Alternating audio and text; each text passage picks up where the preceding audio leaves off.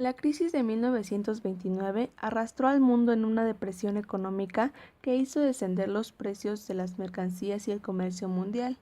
Con México recién salido de la revolución, la crisis redujo las exportaciones, afectando los ingresos del gobierno federal que dependían del comercio exterior. La cabeza del partido era el general Plutarco Elías Calles, quien después de dejar la presidencia en noviembre de 1928 se convirtió en el jefe máximo de la revolución, de ahí que se le diera el nombre del maximato a este periodo. Aunque en los siguientes 6 años hubo 3 presidentes en México, Calles era quien realmente mandaba. Tras la muerte de Álvaro Obregón, que había ganado las elecciones en 1928, fue asesinado por José León Toral en el mes de junio, y de manera provisional asume el poder Emilio Portes Gil, por indicaciones de Plutarco Elías Calles. La crisis política es resuelta hábilmente por Calles, que tranquiliza a los obregonistas nombrando a un presidente provisional que asegura la endeble concordia de la familia revolucionaria. Con mayor habilidad política, Calles anuncia la creación del Partido Nacional Revolucionario, ideado más que como un partido político, como un mecanismo de aglutinación de los heterodoxos grupos políticos. Calles, en su último informe presidencial de 1928, proclama ante la nación que ha concluido la época de los caudillos para dar lugar a las instituciones, pero él mismo se convierte en el jefe máximo de la revolución, manipulando desde atrás del trono las sucesiones presidenciales de Portes Gil, Ortiz Rubio y Abelardo Rodríguez. Pero todo cambió con la llegada del general Lázaro Cárdenas, quien, apoyado por grupos políticos y sectores populares, rompió con Calles y lo obligó a abandonar el país, sentando el precedente de que los exmandatarios no debían participar en política. Su régimen emprendió importantes reformas, llevando a cabo un amplio reparto agrario y desarrollando la educación y el sistema de salud. En el ámbito internacional dio asilo a miles de refugiados de la Guerra Civil Española.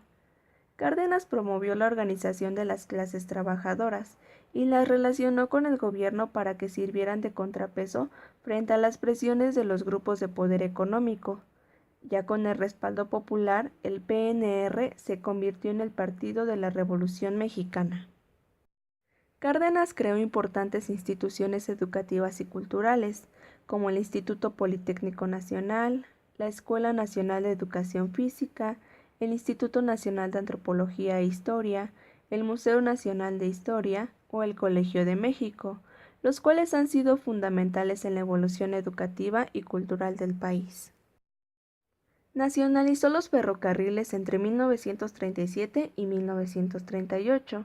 De esta manera, el gobierno pudo tener el control de las redes ferroviarias y crear una red mucho más amplia que comunicó al país entero mediante la compañía llamada Ferrocarriles Nacionales de México. Esto provocó una ruptura de relaciones con el Reino Unido, principal inversor en el sistema ferroviario mexicano. A principios de 1938, las compañías petroleras extranjeras desafiaron abiertamente al Estado mexicano.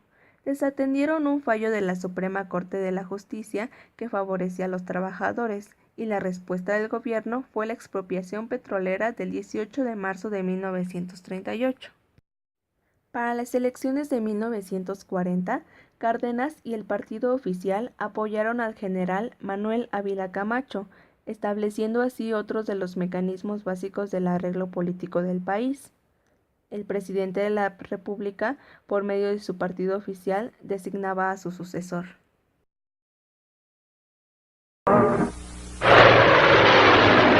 La conflagración mundial había estallado. Los ejércitos de Inglaterra, Francia, Bélgica y Polonia trababan ya los primeros combates de la que había de ser la guerra más sangrienta que registra la historia, cuando tomó posesión de la presidencia de la República el general don Manuel Ávila Camacho.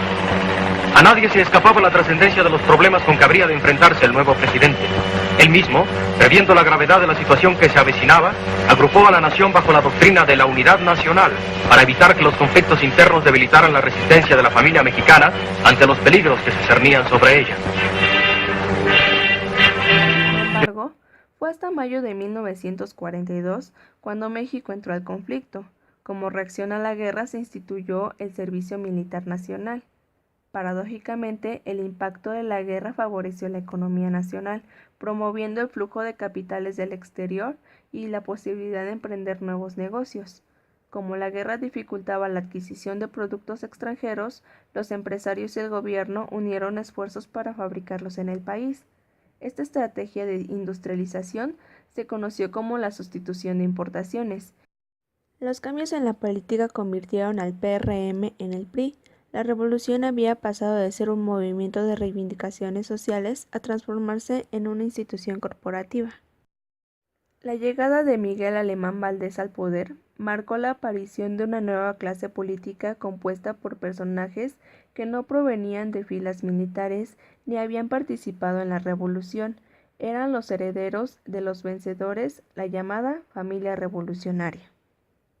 Se expandió la industria de la construcción y crecieron los medios de comunicación masiva. Durante su sexenio comienza a operar la televisión comercial en México. La urbanización cambió el mapa del país. Las ciudades de México, Monterrey y Guadalajara concentraron la producción industrial y los modernos servicios.